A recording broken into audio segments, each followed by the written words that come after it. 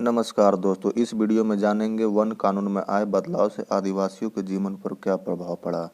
ये जानकारी NCERT book से ली गई है। जैसा कि आपने देखा है, आदिवासी समूहों का जीवन जंगलों से जुड़ा हुआ था, अतः वन कानूनों में आए बदलाव से आदिवासियों के जीवन पर भी भारी असर पड़ा। अंग्रेजों ने सारे जंगलों पर अपना नियंत्रण स्थापित कर लिया था और जंगलों को राज्य की संपत्ति घोषित कर दिया था।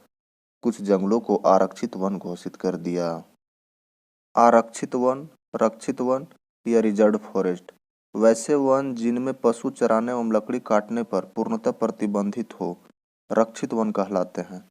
संरक्षित वन, सुरक्षित वन, प्रोटेक्टेड फॉरेस्ट वैसे वन जिन पर कुछ प्रतिबंधों के तहत पशु चराने एवं लकड़ियों को काटने की अनुमति प्राप्त होती है, संरक्षित वन कहलाते हैं।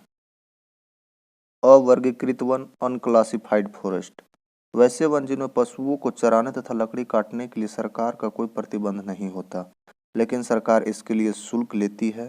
अवर्गीकृत वन के श्रेणी में आते हैं। आरक्षित वन ये ऐसे जंगल थे जहां अंग्रेजों की जरूरतों के लिए इमारती लकड़ी पैदा होती थी। इन जंगलों में लोगों को स्वतंत्र रूप से घूमने, झूम खेती करने, फल इकट्ठा करने या पशुओं का शिकार करने की इजाजत नहीं थी। इसीलिए इनमें से बहुतों को काम और रोजगार की तलाश में मजबूरन दूसरे इलाकों में जाना पड़ा। लेकिन उनके सामने एक समस्या पैदा हो गई। किनके सामने? अंग्रेजों के सामने। समस्या यह थी कि रेलवे स्लीपर के लिए पेड़ काटने और लकड़ी को एक जगह से दूसरे जगह ले जाने के लिए मजदूरों का इंतजाम कहाँ से किया जाए। औपनिवेशिक अधिकारियों ने इसका भी एक हल ढूंढ निकाला।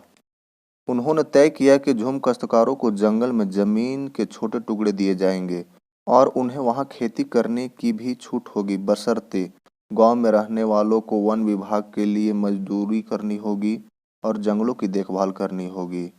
बहुत सारे आदिवासी समूहों ने औपनिवेशिक वन कानूनों का विरोध किया।